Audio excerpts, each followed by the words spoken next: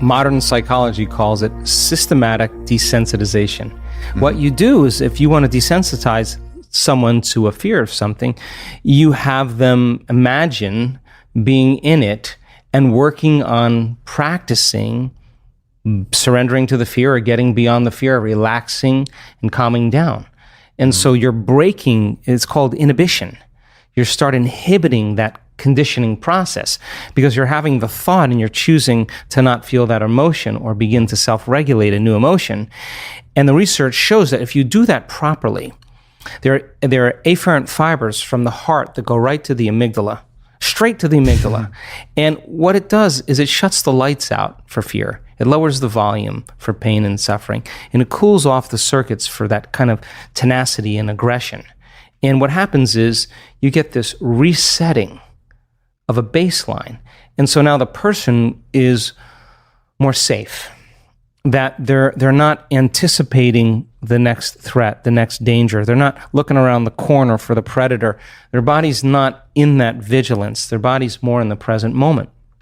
And so you begin to desensitize yourself when you confront the fear or you confront the possible scenario and you begin to choose a different emotion or you break from that emotion. And because people do they do the opposite really well. They think about the worst thing that's going to happen to them in their lives, and then they say, no, it could even get worse. And they begin to emotionally feel the fear before it happens. And they're conditioning their brain and body to subconsciously become the mind of fear. Do it enough times, and your body is going to have a panic attack without you. Try as you may to control it with your conscious mind, you won't be able to because you programmed it subconsciously. And then you start worrying about the next time it's going to happen, and it's that very, very state of being that begins to create the next one. And so then the doctor says it's chemical imbalance in your brain. It's a hardware problem. Well, the insight doesn't change anything. And when you have that first panic attack and you're in the supermarket, the moment you feel that change in your inner state, you're looking around to see in your outer environment what's causing it. And you think it's an airplane or it's a supermarket. And so then, you take the drug, but the drug doesn't heal the condition. In fact, you'll still stay away from supermarkets or airplanes. So then it's a software problem. Your father was overbearing, was a perfectionist. He was really hard on you. So now you have the insight. My father was overbearing. Does it heal it? No. So then you go to the psychic. The psychic says that you were burned at the stake in the 1500s. You were a charismatic Christian in the south of France. Oh, yeah, now you start reaffirming, yeah, this is why I am this way. Or Mercury's in retrograde. Really? 93 million miles away, some planet is controlling that's what's reason for my fear. People will come up with all kinds of reasons, but sooner or later, you're going to have to confront yourself. We have hundreds and hundreds and hundreds of brain scans of people who have had anxiety and that just don't have it anymore. These are professionals. These are dentists, engineers. These are nurses, people that really were struggling a great deal with it. You cannot be anxious if you're in the present moment, and it's just a skill. So I think that we can use it in a positive way. Yeah. Or what am I going to do if I feel that? I mean, we have activities in every one of our week-long events where we know that people can do brain and heart coherence. We got the scans to prove it. And then we say, okay, now that we know that you can do it, let's go 38 floors up on the hotel and let's rappel off the side of the hotel. And this is not about an adrenal rush. This is actually about the opposite. We got heart rate monitors on them, and this is the moment.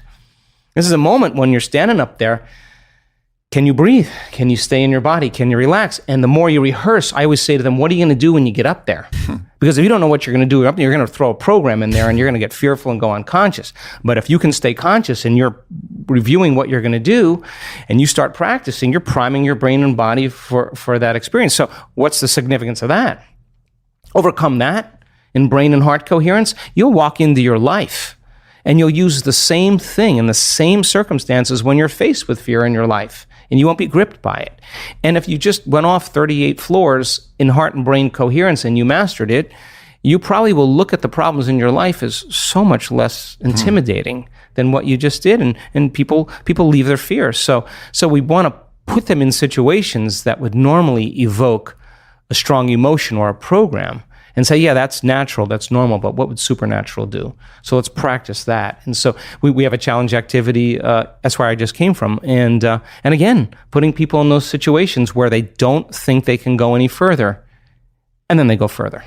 And that's what we want them to do, because going further means they're going against thousands of years of programming, thousands of years of fear and conditioning. And when it happens, they're liberating energy. And that's available energy for them to heal with. That's available energy for them to create a new life with. 70% of the time, people live in survival, live in stress. And that invisible field of electromagnetism that's surrounding the body, that resource of energy, is going to be squandered into chemistry. And every time you react, the field around your body shrinks a little bit more, and you become more matter, less energy, more particle, less wave. And then the hormones of stress cause you to narrow your focus on the cause. So when you narrow your focus on the cause, you're focusing on the particle in quantum physics, matter, and your senses are so conditioned into focusing on matter that you're beginning to experience separation. So the more I live by the hormones of stress, the more I have separation. There's separation between me and you, and my senses are fooling me into it. But the unified field says there is no separation. So then, if you're addicted to those emotions and they're heightening your senses, that's what they do in survival, and you become a materialist, and your field around your body is shrinking, then you're going to feel separate from the quantum field, and it's going to take a long time for you to create what you want, because you're separate from the field, and you will be matter trying to change matter. So the moment you begin to activate this center, this is our connection. This is our first connection to the unified field. The moment energy moves into this center, and we've measured this, the field around the body expands, and once there's energy in the heart, guess where it goes? Straight up to the brain. The heart acts as an amplifier, and literally it begins to increase energy in the brain. So now, once that field begins to expand, and you get beyond, you take all of your attention off your body, off the people in your life, the things you own, place you need to be in time itself, and you become pure consciousness, and you take all of your attention out of this three-dimensional reality, out of the known, and you start putting your attention on that field. There is a technique that we teach to do that, and you begin to feel connected from that field. Now, the faster the frequency, the higher the emotion you feel, the shorter amount of time it's going to take for it to appear in your life, because the faster the frequency, the closer you're getting to oneness and wholeness.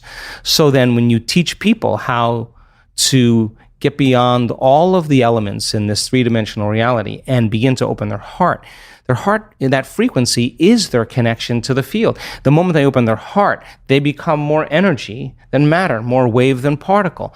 And now that becomes the amplifier that begins to generate a whole new set of thoughts, a whole new consciousness. And that heart center then makes us want to serve, makes us want to take care of one another, to inform one another, to help one another, to give to one another, to heal one another. That's what creates unity. We know this to be the case. We've taken 1,000 people in a room. We've set 50 people in the front of the room wearing HRV monitors, heart rate monitors, and we've told the entire audience to move into heart coherence and brain coherence and have the intent for the greatest good for the people sitting in the front of the room. And in a matter of seconds, all their hearts go into coherence at the exact same time, in the exact same day, in the exact same meditation. They're being influenced by energy, and their autonomic nervous system is being entrained to a new frequency. So imagine then, you begin to change your energy, you begin to affect many people in your life.